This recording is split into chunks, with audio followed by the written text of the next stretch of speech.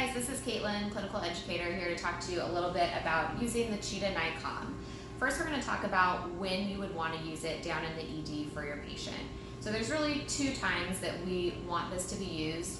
Number one, if you have a patient that is septic and they've received a 30 ml per kg bolus and they remain hypotensive, we should be using NICOM to guide any further fluid resuscitation.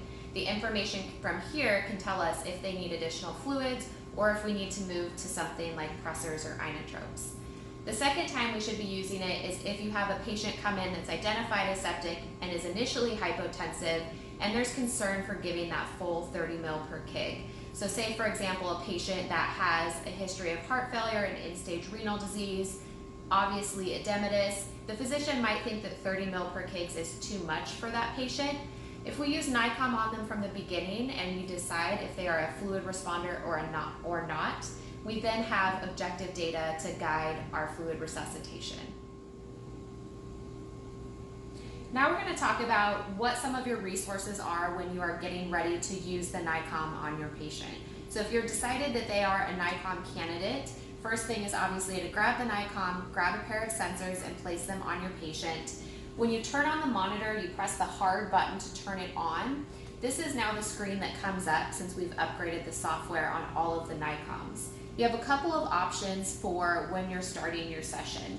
You can go ahead and select Start New Session if you're ready to go and you know how to use it on your patient. But there's also a new feature called I Need a Refresher.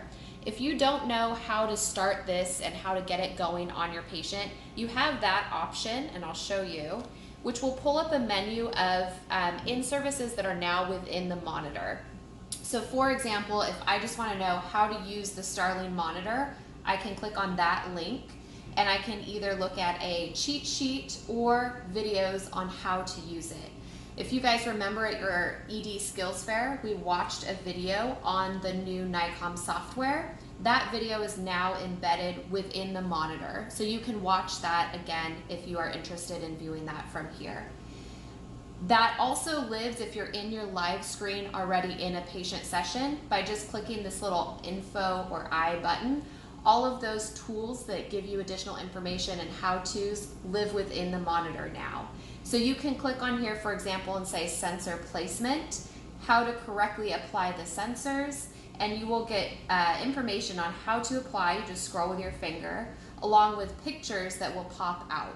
So always going to that info button if you're unsure of how to start a session, put on sensors, or do a dynamic assessment is going to be one of the places you can go. In addition to the info button on your screen, all of the NICOMs now also have updated laminated resources. So you have how to place your sensors, how to enter the patient demographics, and then also how to do a dynamic assessment. And there is a one page on how to do a PLR with screenshots and a one page on how to do a bolus with screenshots. The majority of the time in the ED, we're doing a bolus for the dynamic assessment on our patient. So once we have the monitor on, the patient demographics entered, and the sensors on the patient and connected to the monitor, starting a bolus is as simple as clicking Start Bolus on the screen. We're not going to walk through all of the steps, but that will be your go-to place when you are ready to start your bolus for your patient, and then you will just follow the prompts on the screen for how to do that bolus, how to get a baseline, and then also how to do your challenge phase as well. When documenting your results from your dynamic assessment in the NICOM, when in the ED narrator, go to the Procedures and Interventions section shown here, and in the search box, enter NICOM and click Add. You can see that this will pull up the NICOM information and go ahead and click Accept. Moving forward, this will be saved in your favorites, so you will just need to find NICOM from your list for documentation in the future. Once you select NICOM from your Procedures Intervention section, this is what will pull up. In order to completely document the patient's full hemodynamic profile and your results of your dynamic assessment, you must enter information in all of these fields. So that would mean entering your cardiac output. Your cardiac output source would be non-invasive cardiac output monitor, a cardiac index, a stroke volume index, a TPR, and a TPRI. In the bottom section, you need to choose whether you did a passive leg raise or PLR or a fluid challenge. You will select yes to the one that applies, and this will then cascade in additional information where you will enter in your baseline, your challenge, and your percent change of your SVI.